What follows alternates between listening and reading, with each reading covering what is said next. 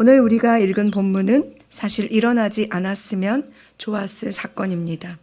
그래서 내내 불편하고 힘든 마음으로 디나를 보게 되고 그녀의 가족, 특히 아버지 야곱에 대해서 이해되지 않는 감정으로 본문을 읽게 됩니다. 사실은 이 본문은 성경에서 기록되지 않았다면 좋았겠다라는 생각을 하며 읽었습니다. 그럼에도 하나님께서 이 본문을 우리에게 보게 하시는 것은 분명 이 상황을 통해 우리에게 말씀하고 싶은 것이 있다는 사실입니다. 그렇기에 여기에 기록하셨을 테니까요. 저는 디나의 아픔과 고통, 그리고 디나와 같은 고통을 경험한 그 누군가에 대해서는 어떤 말도 하기가 어렵습니다. 진심으로 하나님께서 그들에게 위로가 되어 주시고 진정한 회복을 허락해 주시기를 기도할 뿐입니다. 단지 부모 혹은 먼저 믿음으로 살아가는 우리가 어떻게 세상 한가운데서 우리의 자녀들을 혹은 우리의 다음 세대를 믿음 안에서 세상으로부터 보호하고 살아야 하는가에 대한 고민을 해보려고 합니다. 여러분은 창세기 28장에서 형 에서를 피해 아버지 이삭의 집을 떠나는 야곱을 기억하실 것입니다. 그리고 여러분은 베델에서 야곱이 하나님을 만난 사건도 기억하실 것입니다. 야곱은 그때 그곳에서 하나님께 서원을 합니다. 창세기 28장 20에서 22절에 하나님이 나와 함께 계셔서 내가 가는 이 길에서 나를 지키시고 먹을 떡과 입을 옷을 주시어 내가 평안히 아버지 집으로 돌아오게 하시오면 여호와께서 나의 하나님이 되실 것이요 내가 기둥으로 세운 이 돌이 하나님의 집이 될 것이요 하나님께서 내게 주신 모든 것에서 10분의 1을 내가 반드시 하나님께 드리겠나이다 라고 말이죠. 하나님의 언약 안에서 야곱은 삼촌 라반의 집으로 갑니다. 그리고 그곳에서 20년을 보내며 아내와 자녀들을 거느리게 되지요. 다시 고향으로 돌아오는 결단을 합니다. 그리고 그는 아내들에게 하나님께서 자신에게 나는 베델의 하나님이라 내가 거기서 기둥에 기름을 붓고 거기서 내게 선하였으니 지금 일어나 이곳을 떠나서 내 출생지로 돌아가라고 말씀하셨다고 간증하기도 합니다. 하나님께서는 신실하게 야곱에게 하신 약속을 지켜주셨습니다.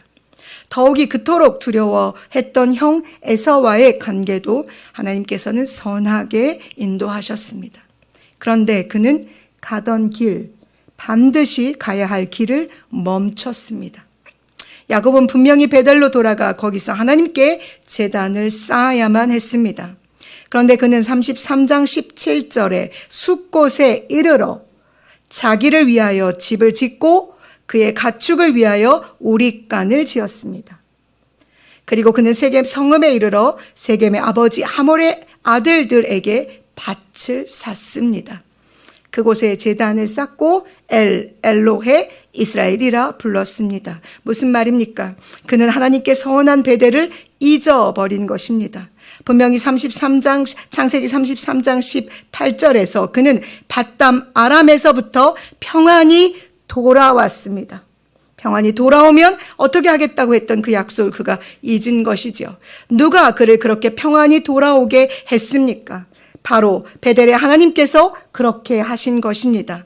그럼에도 그는 하나님께 드렸던 약속들을 잊어버리고 땅을 사고 자기를 위하여 집을 지었습니다. 무슨 소리냐? 잠시 머무르겠다는 것이 아닙니다. 그곳에 정착하려는 것이지요. 그 땅은 34장 21절에 기록하고 있듯이 넓어서 그들이 머물기에 좋았기 때문입니다. 마치 이루시 소돔과 고모라 성을 머물기를 선택한 것과 같습니다. 더욱이 그는 베델에서 쌓아야 할 제단을 여기에 쌓고 있습니다.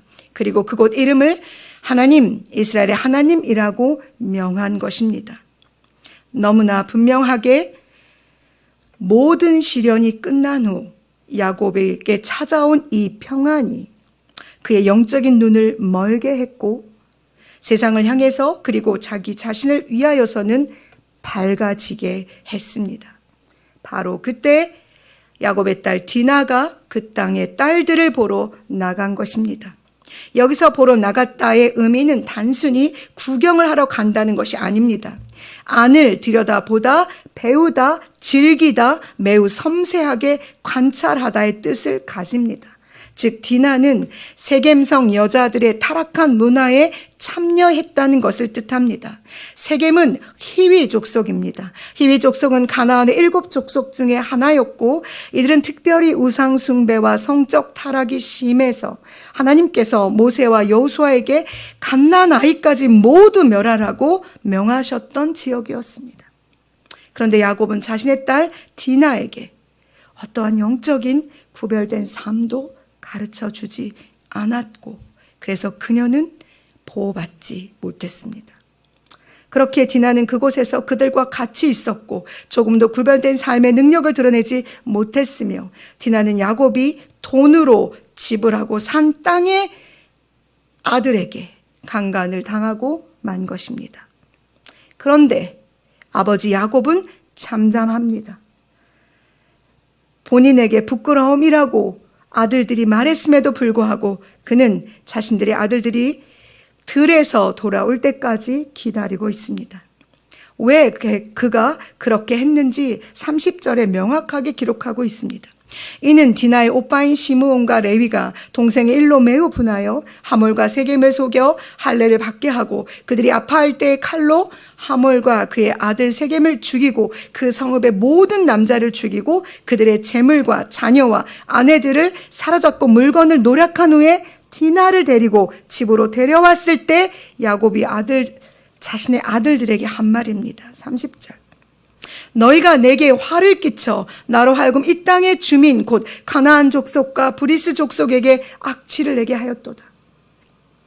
나는 수가 적은즉 그들이 모여 나를 치고 나를 죽이리니 그러면 나와 내 집이 멸망하리라. 깊은 상처를 당한 딸 앞에서 아버지가 할 말은 아닙니다. 아버지 야곱은 딸이 아닌 자신의 안위를 지금 걱정하고 있습니다. 여기서 우리가 더 주목해서 보아야 할 부분은 디나가 사고를 당한 후에 하몰이 야곱을 찾아와서 한 말입니다. 10절에 너희가 우리와 함께 거주하되 땅이 너희 앞에 있으니 여기 머물러 매매하며 여기서 기업을 얻으라. 이건 누가 해야 할 말이냐 하면 하나님께서 야곱에게 하셔야 하는 말이었습니다. 야곱이 기억해내야 할 하나님의 음성이었습니다. 어쩌면 야곱은 이 말을 귀담아 듣고 있었던 것은 아닐까요? 그는 베델의 하나님을 잊어버리고 세겜에서의 삶에 익숙해지고 말았습니다. 그래서 딸의 고통이 보이지 않았고 자신이 무엇을 잘못하고 있는지 자신의 죄를 볼 수 없었던 것입니다. 아버지 야곱을 향해 두 아들 시몬과 레위가 부르짖는 소리를 들어보십시오. 그가 우리 누이를 장녀같이 대우함이 옳으니까. 사랑하는 여러분, 우리는 모두 앞서 걷는 사람들입니다. 우리를 따라 우리 자녀들이 혹은 믿음의 다음 세대가 걷습니다. 오늘 야곱이 세겜에서 자기를 위하여 집을 짓기 시작하면서 무거운 베델 하나님을 향한 열정은 식어지게 되었습니다. 그는 반드시 베델로 가야만 했고 거기서 제단을 쌓아야만 하는 사람이었습니다.